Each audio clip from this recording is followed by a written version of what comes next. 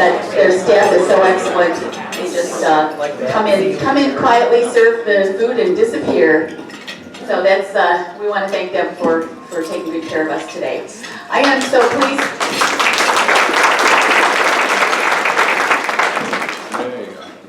I am so pleased to have the opportunity to introduce Kim Hodous to you this morning. Oh, it's still, let's see, no, it's afternoon already, a couple minutes past noon.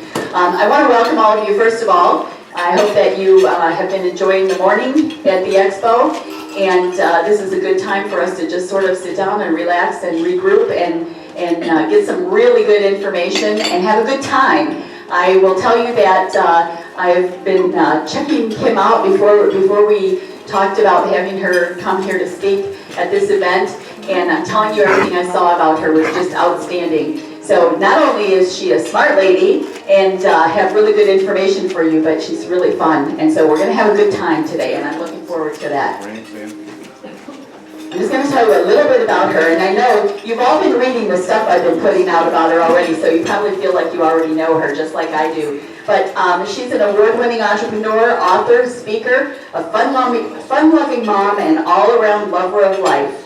Armed with the experience of taking her kitchen table hobby to a 7-figure business, she combines the lessons she learned along the way with a fresh perspective on work and life. And I know you're just going to love hearing from her, and you're going to learn so much from our speaker. So help me to welcome Kim Hodous.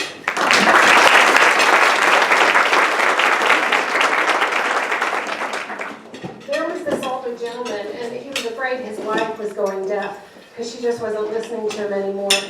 And he was at the doctor, and he said, "You know, doc, what should I do?" And the doctor said, "Well, listen, when you get home, start at the far side of the room, ask her a question, and see how close you have to get." So it was perfect when he got home. His wife was over at the kitchen sink. So he started over here, and he said, "Hey, honey, what's for dinner?" Got nothing. So he gets a little closer, a little louder. "Hey, honey, what's for dinner?" No response. He gets up right behind her. "Hey, honey, what's for dinner?" She turns around and says, "Meatloaf. I've told you 3 times." But does that ever happen to anybody but me in life, in a business? You know, there's a problem out there, and we think, oh, the problem's with them, or the problem's with that. But we can't control what goes on out there. We can't control what happens with the economy. You can't control what happens with the automotive industry, right? There's only one thing in life that we have complete control over. And what's that? Yeah, ourselves. And that is good news. Whoop, whoop. Let me tell you how this works. Now, it's always a little dicey talking right after lunch. Because depending on how much bread you've had, it's possible you can go into a carb coma on me, right? So, I go whoop, whoop, and then right after you repeat it with the arm motions, all right? So let's practice. Whoop, whoop, whoop, whoop. Oh, that was pretty good, but that back table didn't play along. I was a school teacher, I know about the people that sit in the back row. Let's try again. Whoop, whoop, whoop, whoop. One more time back there. Whoop, whoop, whoop, whoop. All right. So today, we are just going to have some fun and learn a few things. How many of you need more fun in your lives? Yeah. How many of you work with some people who need to learn a few things? Yeah. If they're at your table, you don't need to nudge them or anything. All right? Okay, I'm so excited to be here. Before we get started, I'd just love to give you a little bit of background on who I am and how I came to be here. Would that be okay? Yep. All right. So one thing that Sandy didn't say, one of my greatest achievements, is that I am a mother of 5. Yes, I know. 5 C-sections for you women. I mean, they're my babies. And so I was a stay-at-home mom. And my mom was a minister, and my dad was a minister, and my mom was a school teacher. And it was kind of programmed into me from the time I was a little girl that I was going to grow up and be a teacher. So I was a teacher for about 4 years, and then something started to happen. I I started to get called to the principal's office more often than my students. I would get in trouble for something, so I decided it was time to retire. I had 4 kids in 5 years, and then I added a caboose 9 years later. So I just have 1 kid at home now. People say to me, well, do you think you'll have an empty nest? I say, no, I have a passport. I finally get to use it. And it was as a stay-at-home mom that I started making little beaded bracelets at my kitchen table. And because I say I'm always in the right place at the right time and I lead a charmed life, I was able to grow that little kitchen table hobby to $1 million business. And then from the success of that, I began to get asked to speak, and now I get to travel all over the country and speak to groups just like this. So for me, I feel like I am really living my dream. In addition to that, I'm happily married to a hottie. We've been together 30 years on and off. I'm going to tell you a little bit about that later as well. And on top of family I love and work I love, I also have a really rich life that's independent of both of those things. In Arkansas, we have Lake Ouachita. Has anybody heard of Lake Ouachita? Have any of you heard of Lake Tahoe? Yeah. Everybody has heard of Lake Tahoe. Lake Ouachita is the second cleanest lake in the United States to Lake Tahoe. But nobody knows about it. All my friends are like, Kim, quit telling people. But I have a boat on Lake Ouachita, and every summer I spend 7 days on an island completely alone in the silence. So I've been able to really craft a life that's perfect for me. That is me getting to live my dream.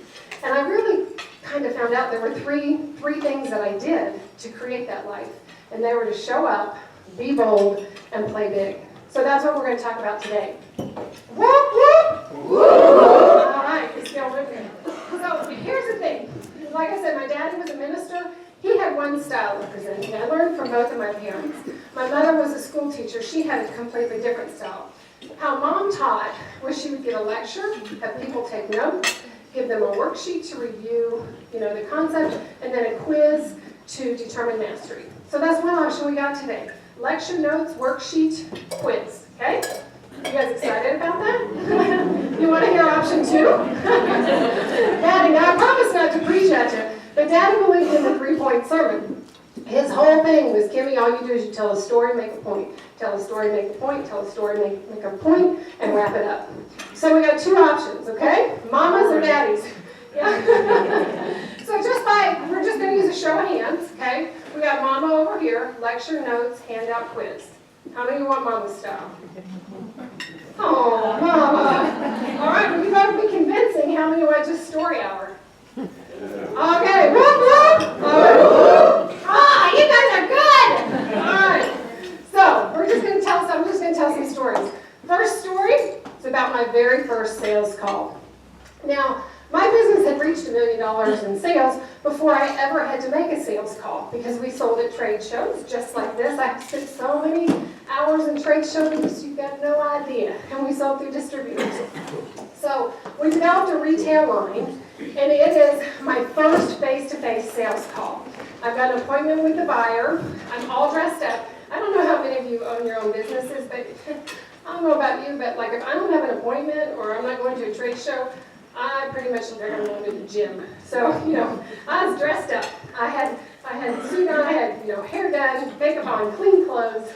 I was ready to go get it. I had done some online sales training because I've never done any sales. And I am ready to go. I'm so excited. And I boast to my staff, it's never a good thing to do, I find out, that I'm going to come back with a $5,000 sale. Like, I'm going to do it. I'm going to have a $5,000 sale. So I show up the first day. I've got my sample case. I'm dressed up bright-eyed. I walk in just the way I've been told I'm supposed to, hand my business card to the receptionist across the counter, and say, hi, I'm Kim Hodous, and I'm here for an appointment with James. This woman looks at me like I have spoken the name of the devil. And she said, you're here to see James? And then her eyes go across the room to this man. Now, if you could have seen a black cloud, he would have had one over him. His face was down, he was mumbling, he looked angry, and the receptionist says, James, you have a 10 o'clock. He doesn't even look up. No, I don't want one. I had not been prepared for this in my sales training, let me just say. The receptionist physically backs out of the way, looks at James, tell him I'll call him back, looks at James and says, well, this lady says she's here to meet you. I just smiled and said, Kim Hodous, 10 o'clock? And he looked at me, he said, you sit right there. There was this rickety old chair. It looked like it'd been there since the Nixon administration. I just hoped it was going to hold me. He looked at the receptionist, he said, you come with me. Now, James is a smart guy. I happen to know that James is in charge of a $10 million budget. He's a buyer for a major chain of stores. And, you know, this is, again, my first time I'm having to meet with a buyer to get this is a retail line we developed. So he was a smart guy, but not on the top of his game that day. Because when he goes into his office, I guess he doesn't know that sitting on the rickety chair outside, I can hear him. He says to the receptionist, give me 5 minutes with this woman, then come in and say I've got a phone call and get her out of here. I'm like, okay, well this is going great. So there I was. You know, it's easy to show up when things are going well, right? It's much harder to show up when things are not going your way. What do we do when things aren't going our way? You know, so often we try to avoid those situations. We get afraid of them. We don't want that to happen. But you know what? That's when we learn. That's when we grow. That's when you find out what kind of a leader you are, what kind of a salesperson you are, what kind of a parent you are, what kind of a friend you are. I would guess to say that probably the hardest times in your life are the times that you've learned the most. So don't try to avoid those hard times. That's when we really learn. That's when we grow. Now, I was in a tough situation, and I have something that I usually do that is so helpful when I'm in a tough situation. I feel sorry for myself. I can't believe this. Why did I pick this store first? Why me? Why this day? I do that for 30 seconds. Just a pity party. Oh, poor me. After 30 seconds, that's long enough. And that's when it's time to start to look at your strengths. What do you bring to this situation that is going to change things around? What can you do? Now, there are kind of two schools of thought on strengths and weaknesses. One is that you need to identify your weaknesses, and then you need to work to make those your strengths, right? The other school of thought is that you identify your strengths, and then you just capitalize on those. I happen to be in the school of thought with the latter, because I don't really need to look at my weaknesses, because I have a husband and children who are happy to point those out to me all the time. Or occasionally they like to show those to me. So, I'm the one who believes in looking at your strengths. And when you look at your strengths, it's always good to think, okay, it actually can get tricky. And you want to know why? Because we have been kind of programmed to look at the negative. Think about this. Your kid brings in their report card. They've got all A's and 1 D. What's the first thing you say? Tell me about that D. What's going on there, right? Women, I don't know if this has ever happened to any of you. You get a new haircut, and like 20 people go, oh, I love your hair that way. And one person goes, I think I liked it better the other way. What do? You go home and obsess about that one person. Oh my God. Then, I don't know if you play golf, you get par on every hole, and then you get like a triple bogey. Somebody says, how was your game? What are you going to say? I had a triple bogey.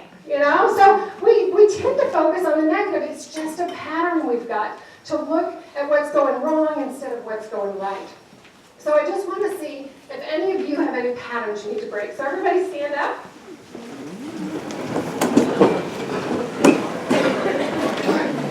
So what I want you to do is take your left hand, bring it up, bring it to the side, bring it in front, bring it to your chin.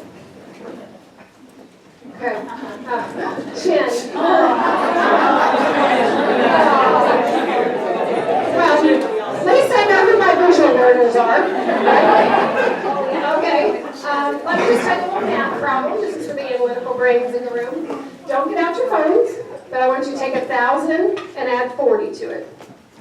Add to that another 1,000 plus 30, another 1,000 plus 20, another 1,000 plus 10.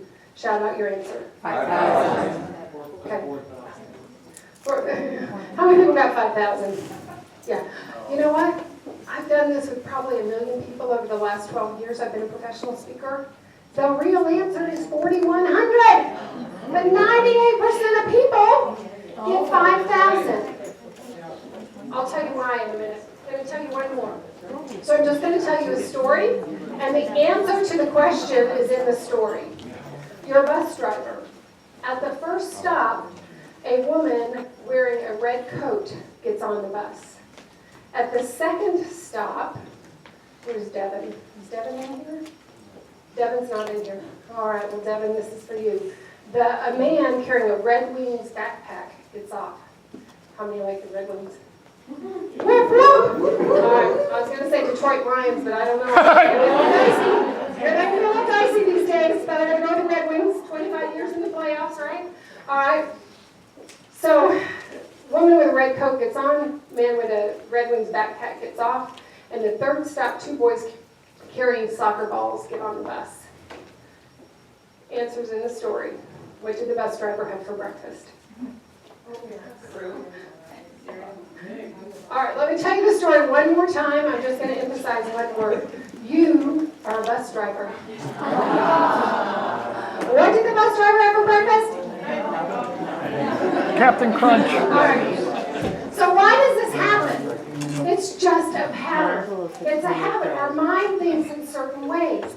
Just like we tend to look at the negative instead of looking at the positive, looking for what's gone wrong instead of what's gone right, and what can I change and what can I look forward to. Thank you. You can have a seat. So, finally, so when it comes to strengths and weaknesses, figure out what your strengths are, okay? I knew in this situation that one strength that I had, it's something I hear all the time, is that I'm just real. People are like, you're just so real. And my kids are like, Mom, sometimes you're too real. So I thought, I'm getting stressed out sitting on the little chair. Finally, I get to go in, and I'm so glad. Because I had my little jewelry case, and I was so afraid he's going to make me sit in that hallway and flash me my jewels and not even let me in his office. So when I finally get in the door, I walk in, nothing could have prepared me for what I saw. I came around the corner, it literally looked like my 14-year-old son's bedroom. I mean, it was like, there were clothes strewn around, there were empty fast food containers and bags. It was a mess. He actually had the decency to look a little sheepish, and he said, I'm sorry, I'm going through something really hard personally right now, and I just haven't been that good at work. I was just like, no problem. And, he moved a few fast food bags and a pizza box in his coat, and I got to have a seat. And there I sat. And then he said, I got to answer an email. So he started looking on his computer, and I started looking around. And you know how sometimes you just think, I know what's going on. I don't know what's going on. This guy's going through divorce. So having, just had my little bit of online sales training, not really knowing what I'm doing, I was just real. I just blurted out, are you going through divorce? He goes, yes. How'd you know? Yes. You want to talk about it? Did he want to talk about it? For 2 hours, he talked about it. See, I've been through a divorce, so I could relate to him. I could talk. We laughed and we cried. At the end of 2 hours, I said, James, I really do think my jewelry is a good fit for your stores. I said, can I make an appointment in a couple weeks and come back and show you my jewelry? He said, you know what? My head feels clearer right now than it has in weeks. He said, let me just see your jewelry. So again, another one of my strengths. I can change plans on a dime. Pick up my little sample case, put it out there. Don't even give him a spiel, because at that point I had forgotten what it was. And he took a look at my jewelry. Now that day I did not leave with a $5,000 order. I did, however, leave with an $8,000 order. Yeah. And I know what you guys are thinking. You're thinking, wow, Kim is a great salesperson. No, you're not thinking that. You're thinking, I bet he just ordered from you because he felt bad because he's taking 2 hours of your time. That's what you're thinking, aren't you? Well, just so you know, he placed an $8,000 order that day. He placed a $6,000 order the next week, a $14,000 order a couple weeks after that. And in the 3 years I had that division of my company open, he was the largest customer I had. And I really only worked with him one other time after that. I always worked with his assistant.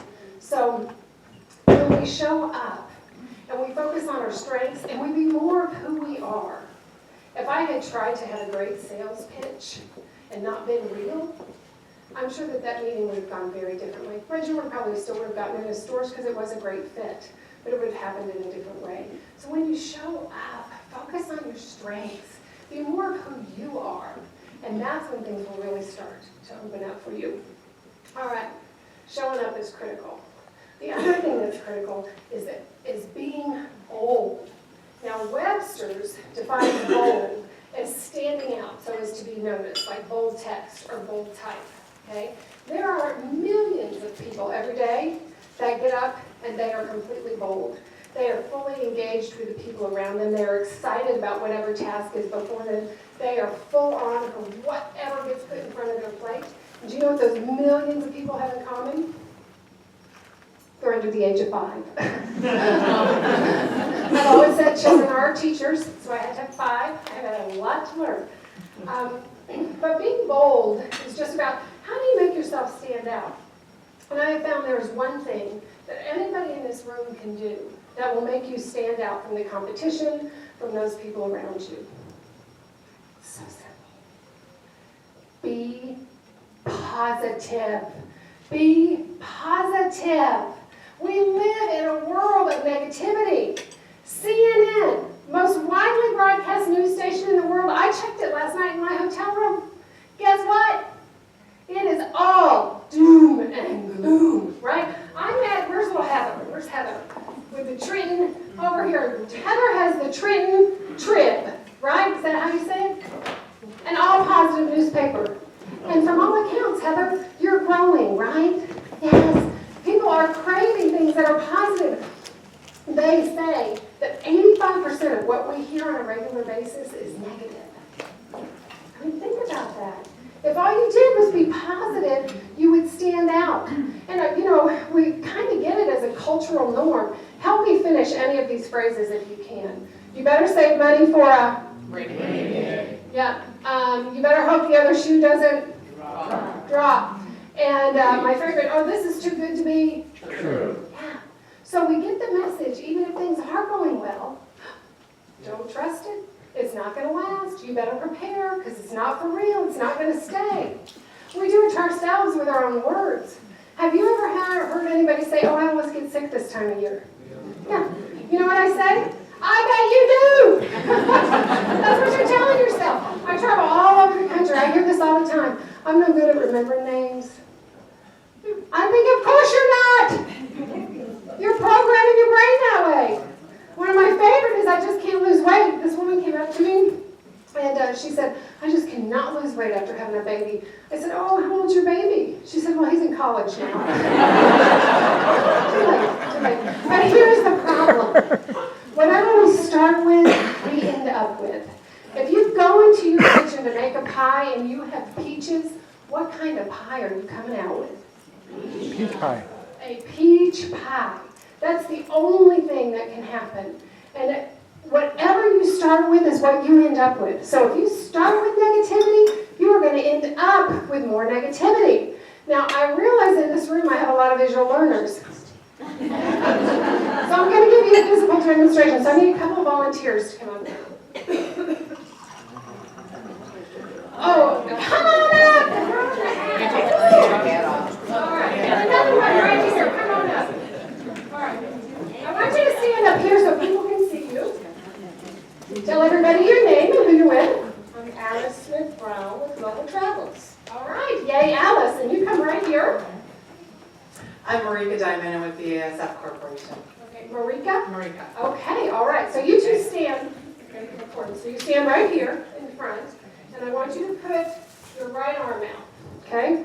There we go. No, you're coming right here. There you go. Okay. Hey, give him a round of applause. And you're going to resist, okay? Ooh, that's some muscles. All right, here we go. All right, good. That's where you're taking. Put your arm down. Now I want you to look at all of them, and I want you to say, I love my life. My life is great. Everything always works out for me. Say it together. I love my life. My life is great. Everything always works out for me. Okay, put your arm back up. I'm going to try to push it down. Ooh, good. All right.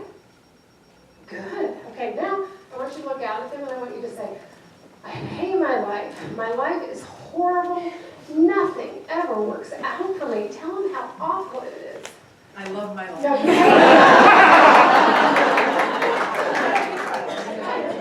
If you volunteer, play with me. Okay, and you just gotta just say it and just mean it. Like, just think if you had that horrible life. Just go ahead and say it. I hate my life. Nothing ever works out. Life Life is horrible and nothing ever works out for me. Yeah. Okay, put your arm out. Or me. Yeah. Okay, here we go. Yeah. You're going down to the floor. Look at what negativity does. All I did was say something negative and she doesn't even really believe it. So let's see. So that's what, I'm going to get you all tangled up here. So that's what our own words can do to us when we talk to ourselves negatively. Let's see the power of somebody else's words. So I want to say to both of you that I think it is so impressive that in front of your peers, having no idea what's going to be asked of you, you both raised your hands, you stepped up here, and whoever you work for in this chamber, in this community, is lucky to have you in your midst. Thank you both so much. I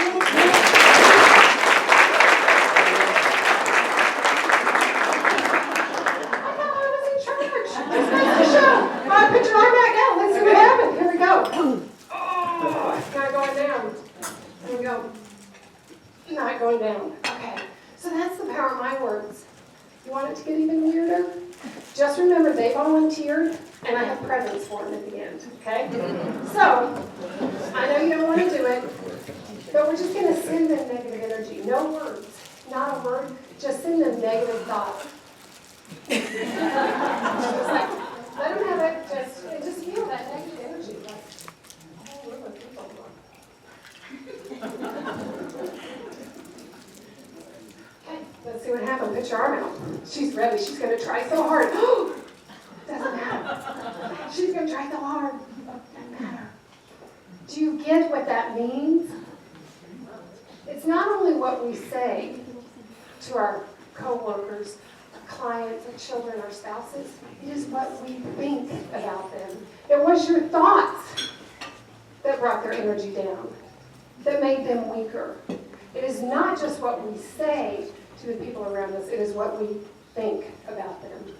Now these two ladies deserve a standing ovation, so stand up, give them a round.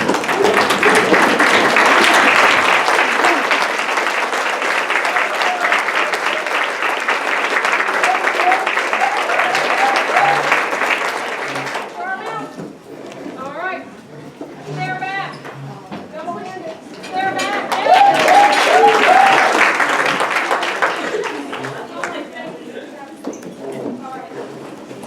So I told you I'd tell you a little bit about my hottie husband. I've been married to on and off for 30 years.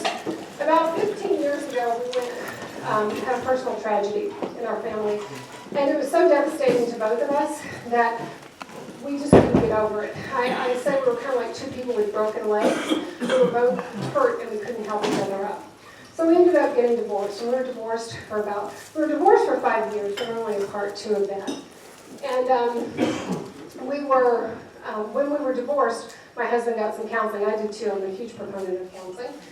And so it was his last session of his counseling. We were back together. We were going to be getting married. And the counselor said, you know, Robert, I'd like you to bring Kim to your last appointment. So I went to meet Dr. Phillip for the first time. Dr. Phillip had us both sit down. He said, I brought you here, Kim, because I want you both to hear a story. He said, the story's about 2 friends, Mary Ann and Martha. Now, Martha didn't really like her husband. Martha was not very happy in her marriage. Their connection was kind of gone. Mary Ann, on the other hand, still loved her husband. They were compatible. They had a good time together. And Martha got a little sick of hearing about, Mary Ann's great husband. So she said, Mary, why don't you do me a favor? For 1 week, just keep track of everything he does that drives you crazy. Every time you have to ask him to do something twice, every time he's a little bit irritating, just see what you get. Mary Ann said she'd do it, and so she had a notebook. And sure enough, after like 1 week, she had pages and pages and pages of this stuff this man that she loved and adored did. At that point in the story, Dr. Phillips stops. He looks my husband square in the eye and he says, Robert, Do you know why I told you this story? And I was just so glad he didn't pick me, because I had no idea. He said, Robert, I told you this story because whatever you look for in Kim, you will find. Whatever you look for in the people around you, in the situations you're in, you will find.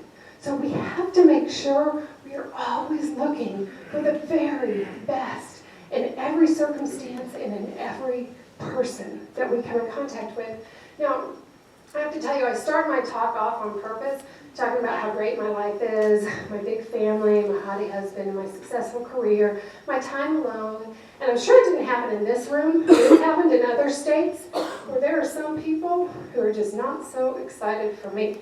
Yeah, you know who you are. But see, there was a wise Indian shaman who said that the subconscious mind can't tell the difference between criticism of someone else and criticism of oneself. So when we block something for somebody else, we block it for ourselves. We have got to lift up the people around us. It is astounding to me that in our culture, all you have to do is not die for 365 days, and we will have a party for you. Right? Cake, candles, presents. If all you did was not die.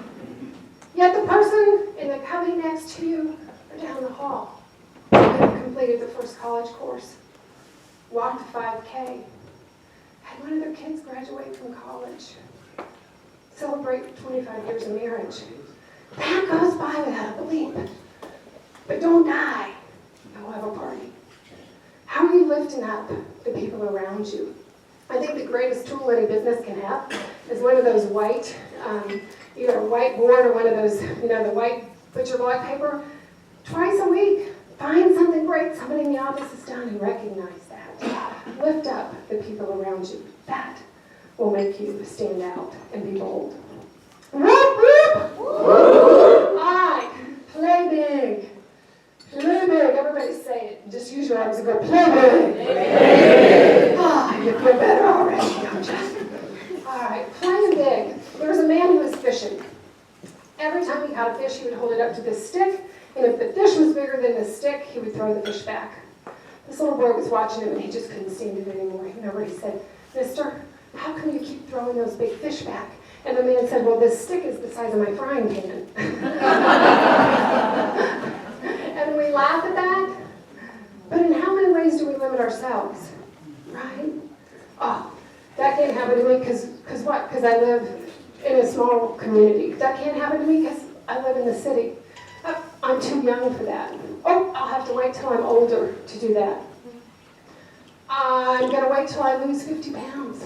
I'm going to wait till I find the right mate. Whatever it is, we come up with all kinds of excuses to limit ourselves and hold ourselves back. When I decided I was going to build $1 million company, I had 0 business experience. I had been a school teacher and a stay-at-home mom.